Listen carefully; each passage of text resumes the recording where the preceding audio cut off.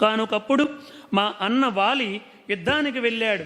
ఆ మాయావి అన్నటువంటి వాడితో యుద్ధానికి వెళ్ళాడు. ఆ యుద్ధానికి వెళ్ళినప్పుడు నేను కూడా నా అన్నకి సహాయం చేద్దామని వెళ్ళాను రామచంద్ర.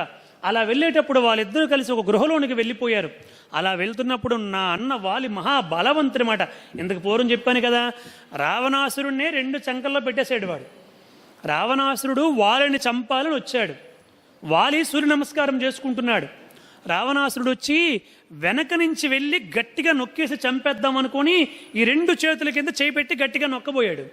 వాలి చూశాడు, వీడెవడో చేతులు పెట్టి వీడెవడో వచ్చాడు నన్ను చంపాలనుకుంటున్నాడని ఆ 2 చేతులు కిందకు దించాడండి. అంతే, రావణాసురుడు కాళ్ళు చేతులు గలగల తన్నుకున్నాడు కానీ విడిపించుకోలేకపోయాడు. వీడికి బుద్ధి రావాలని వాళ్ళు ఏమి చేశాడంటే ఆ తూర్పుకి, ఉత్తరికి, పశ్చిమానికి, దక్షిణానికి 4 దిక్కులు కూడా ఆ చేతులు దించకుండా రావణాసురుడు తన కూడా తిప్పి ఆ 4 సముద్రాల్లో కూడా సూర్య నమస్కారం చేసి మరలా యథాస్థానానికి వచ్చి, ఎవరయ్యా నువ్వెప్పుడు వచ్చావు అన్నాడంట వీడికి. వాడికి అప్పుడు అర్థమైంది, ఓరి నాయన వీడు సామాన్యుడు కాదు, ఇటువంటి వాడితో మన యుద్ధం పెట్టుకునే బదులు ఇక నుంచి మన ఇద్దరం ఫ్రెండ్స్ అన్నాడంట వాడు. ఎందుకంటే వాడికి తెలుసు నేను వీడిని గెలవలేనని చెప్పి. ఇక నుంచి మన ఇద్దరం ఫ్రెండ్స్, మన ఇద్దరం విజృంభించుదాం, విజృంభించి అఖండ భూమండలాన్ని కూడా పరిపాలించేద్దాం అని చెప్పి వాడితో స్నేహం చేశాడు వాలి. సరే పక్కన పెడదాం, వాలితో రావణాసుడు స్నేహం చేశాడు. వాలి అంత బలవంతుడు.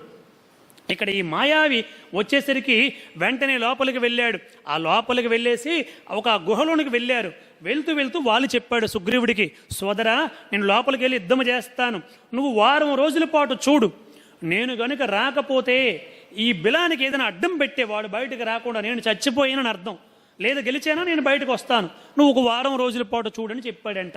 చెప్పేసి లోనికి వెళ్ళాడు. ఇక్కడ సుగ్రీవుడు బయట ఉన్నాడు. అలా 1 వారం చెబితే సుగ్రీవుడు దాదాపు 2-3 నెలల పాటు చూశాడంట. లోపల నుంచి రక్తము ఏరులే ప్రవహిస్తుంది కానీ రాలేదు, వాలి రాలేదు.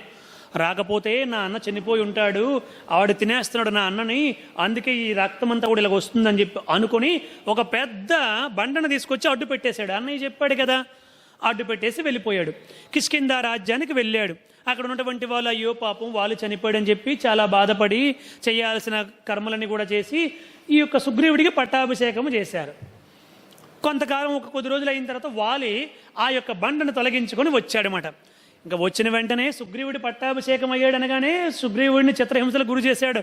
ఏమిరా బండ అడ్డం పెట్టేసి ఈ కిష్కింధ రాజ్యాన్ని పరిపాలించాలనుకుని కావాలని బండ అడ్డం పెట్టావా? అదేమిటన్నయ్యా నువ్వే చెప్పావు కదా 1 వారం రోజుల్లో రాకపోతే బండ అడ్డం అని చెప్పంటే చెప్పింది వినలేదన్నమాట. నువ్వు కావాలని ఈ విధముగా చేసేవని చెప్పి సుగ్రీవుడిని బాగా తన్నాడు కూడా. ఇంకా సుగ్రీవుడు అది రాజ్యం తీసుకొని, నీకు కావాల్సింది రాజ్యమే కదా, రాజ్యం తీసుకొని నన్ను వదిలిపెట్టి అన్నాడు. పాపం సుగ్రీవుడు ఎక్కడికి వెళ్ళినా వదిలిపెట్టకుండా చిత్రహింసలు గురి చేశాడు వాలి. తర్వాత ఆ యొక్క సుగ్రీవుడు భార్యని కూడా ఆ రుమను కూడా బలవంతంగా తీసుకుని వెళ్ళిపోయి వాలి అనుభవించాడనమాట. అందుకే ఇప్పుడు సుగ్రీవుడు భయక్రాంతుడై వెళ్ళిపోయాడు. ఒకానొకప్పుడు అహంకారముతో ఇంకొకడు మాయావి కొడుకు దుందుముకుడు వచ్చాడు. ఆ దుందుముని కూడా సంహరించేసి వాడి శవాన్ని గిరగిరమని చెప్పి ఈ ఋష్యముఖ పర్వతం పైకి విసిరాడు. అక్కడ మతంగ మహర్షి ఉన్నాడు. ఆ రక్తం అంతా కూడా పడేసరికి మహర్షికి కోపం వచ్చింది విపరీతముగా. ఎవడ్రా ఈ రాక్షసుడిని చంపింది కాక ఇక్కడ తపస్సు చేసుకున్నటువంటి మా ఆశ్రమంపైకి విసురుతాడా? ఎవడైతే ఈ రాక్షసుని ఇక్కడికి విసిరాడో వాడు ఈ పర్వతము గనుక వెక్కితే వాడి తల 1000 చెక్కలై వాడు చద్దునుగాక అని చెప్పించాడు. తత్కారణము చేత రామచంద్ర ఆ వాలి ఈ ఋష్యముఖ పర్వతంపై అడుగు పెట్టలేడు. Thanks for watching. Please comment, like, share and subscribe our channel.